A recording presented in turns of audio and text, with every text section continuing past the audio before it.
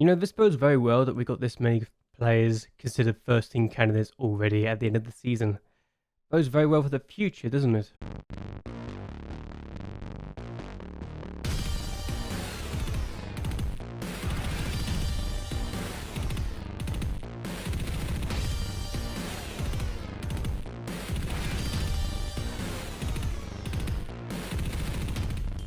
Hello. Welcome everyone to JLABTV. I am JLAB and this is Football Manager 2021, the Youth Academy Challenge with Siena, and we've got 3 players that are considered first team candidates for the first team in the very near future, and I'm going to go over them very briefly with you right now. Before, I'm going to go over some players that I found who have been poached from us and are now playing for other teams and got clauses in their sell-on fees. Shall we look over the 3 players first and foremost? So the first player in question is Daniel Contora. We literally just got him in the last intake and he's already considered a first team candidate, which is very interesting to say the least. As advanced playmaker on the right, he's very good to have, and he's considered the 10th best centre midfielder in the team right now in current ability, which is saying a lot, just how many players we got of that ilk in that ability wise.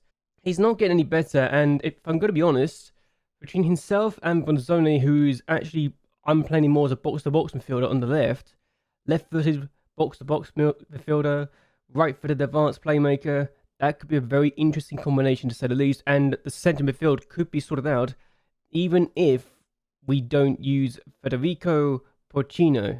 So, very interesting to say we've got this many young talents in that position. The next player is Jack Oliver, and he's developed quite nicely. The English player that came from an intake just, I think, last season.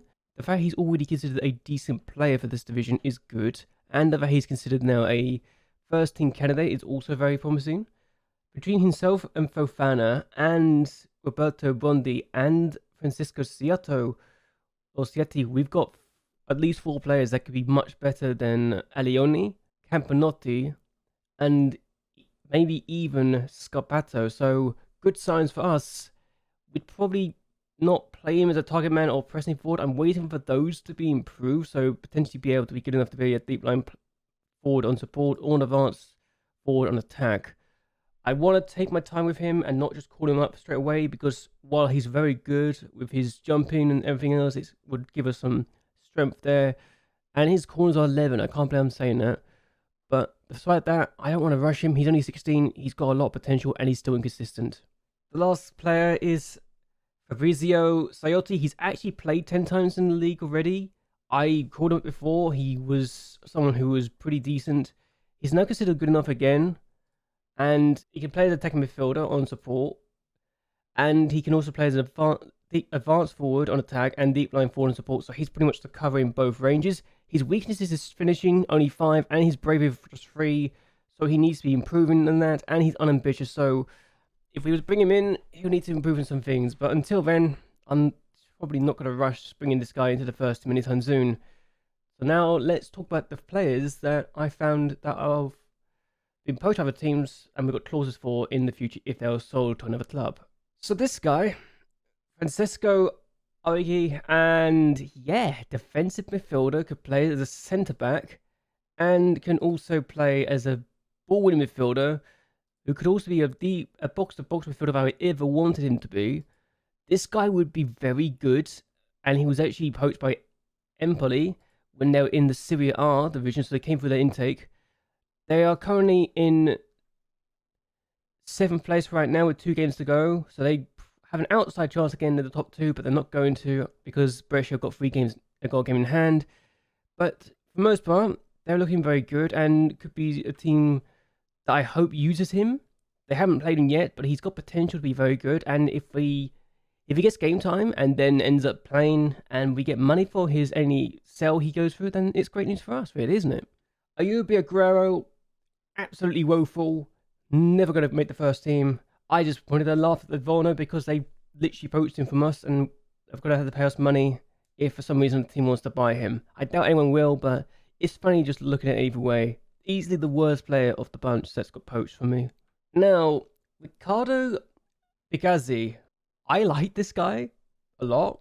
a box-to-box midfielder I would play him as, and he would actually fit. He's got not a lot of bad traits outside of flair, and even then, his bad traits aren't actually going to be hindering him, so he could be a very decent box-to-box midfielder.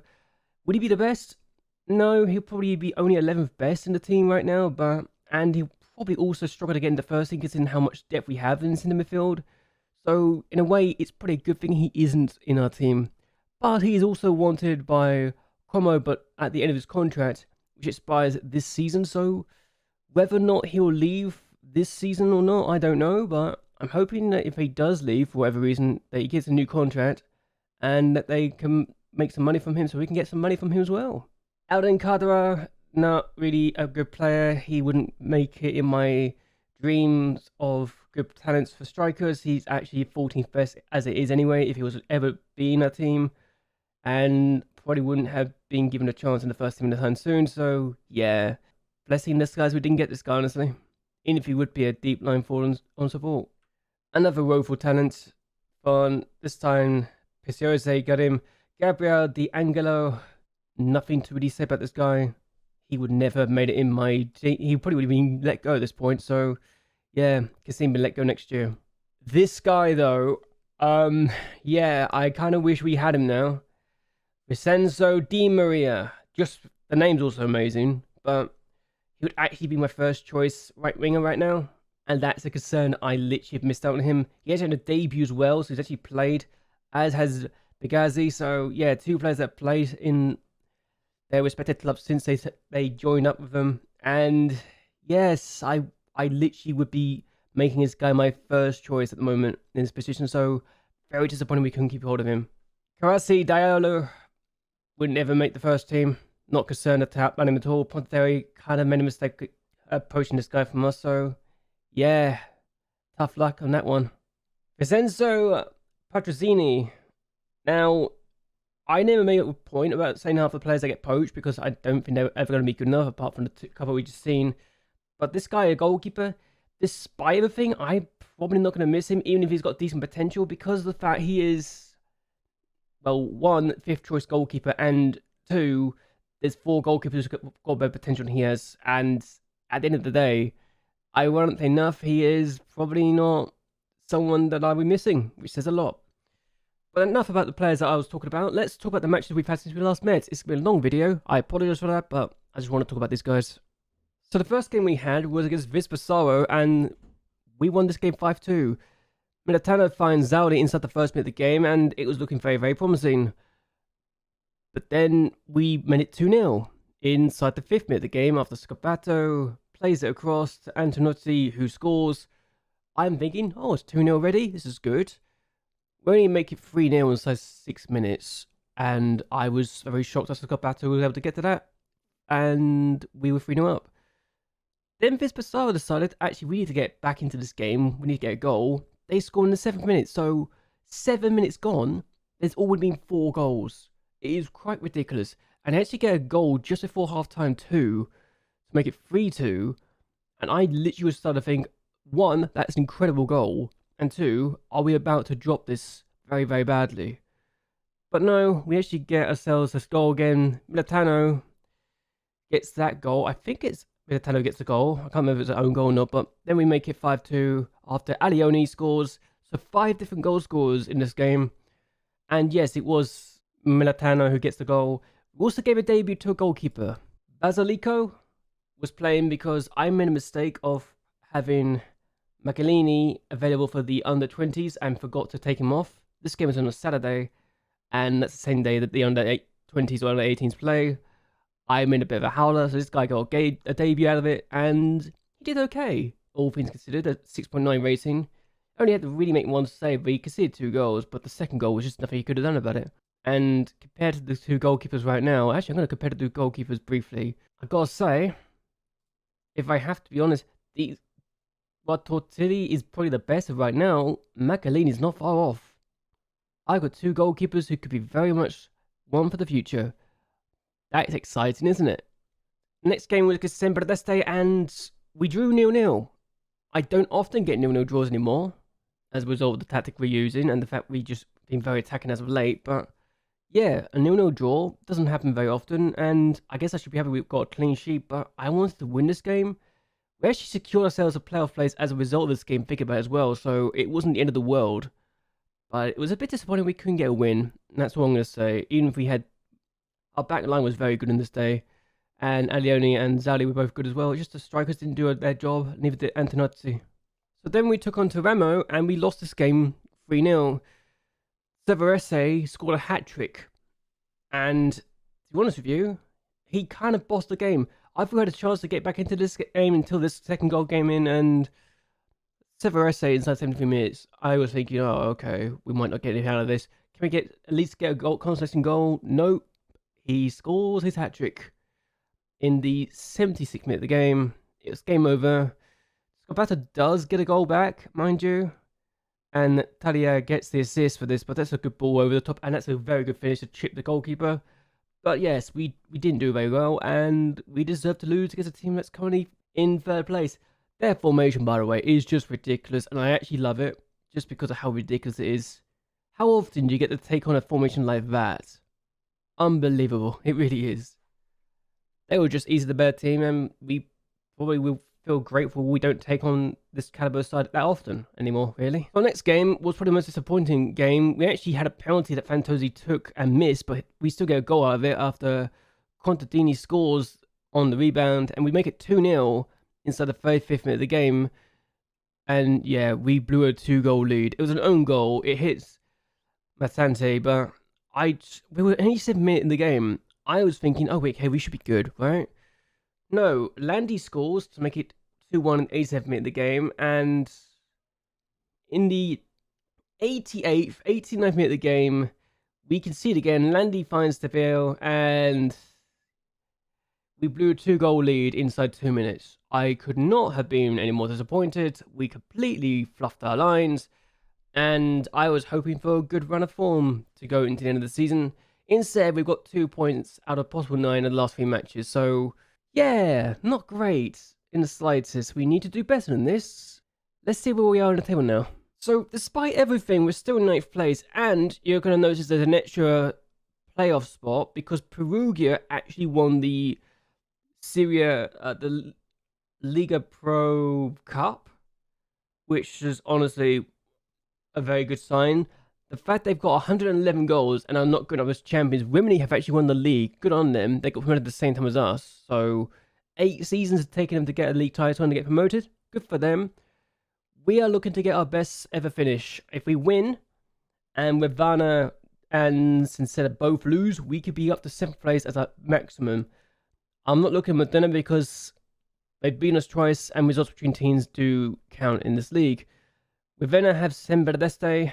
And let's see, where do Siena play?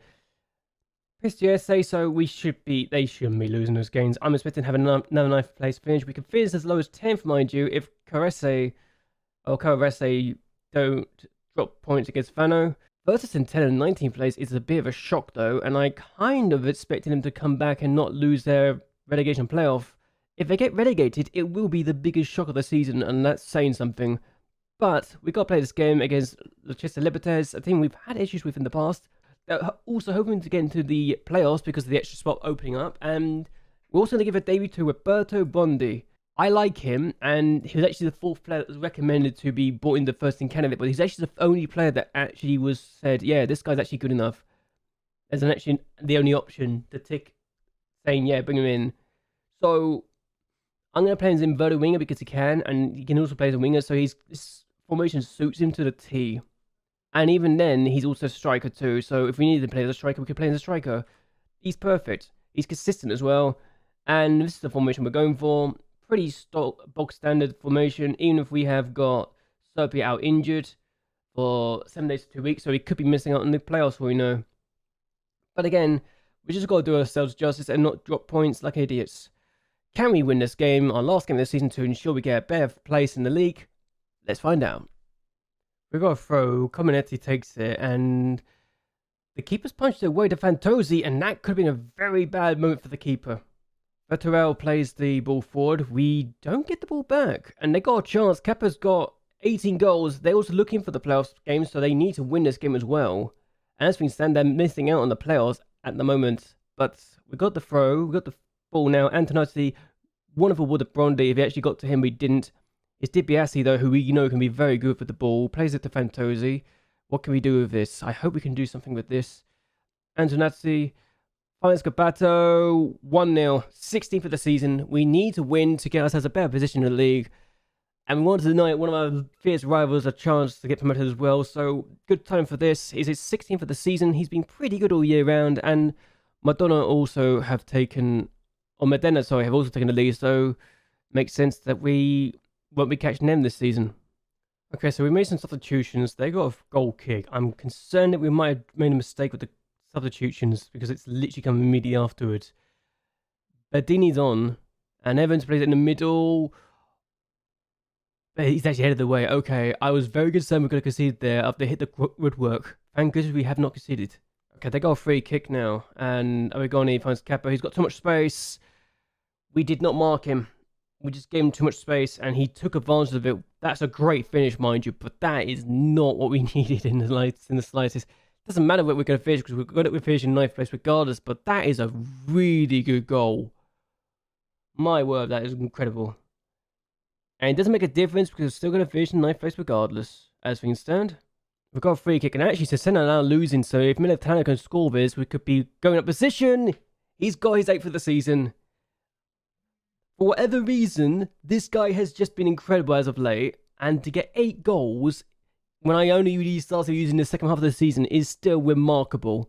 What a great guy, this guy is.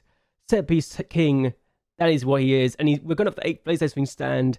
Can we hold on for this and hope that Ravenna don't, well, we're not going to lose now, but we're going to win this game 2-1, but have we finished in 8th place or have we finished in 9th? Is the question. It was a good win. Where are we going to finish? It could be our best ever finish this season. It's our best ever finish this season. So that's a great time to do, isn't it? We're only going to get to the first playoff round. We'll do the playoffs next time round. But 2-1 win against a team that has caused us issues in the past. And they dropped from 11th to 14th. And the team that beats the Siena managed to get into the playoffs too. So there we go. There we go indeed. I feel for them in a way, but I don't at the same time. We managed to get through to the next round of the playoffs, and yeah, best ever finish too. Really, really good. And Militano getting the winning goal was brilliant. Could not wish for more. Okay, so we've been drawn against the Siena. That's not a draw I'm happy with, I'm going to be honest. Considering our history against them, this is the team that won the league in recent years.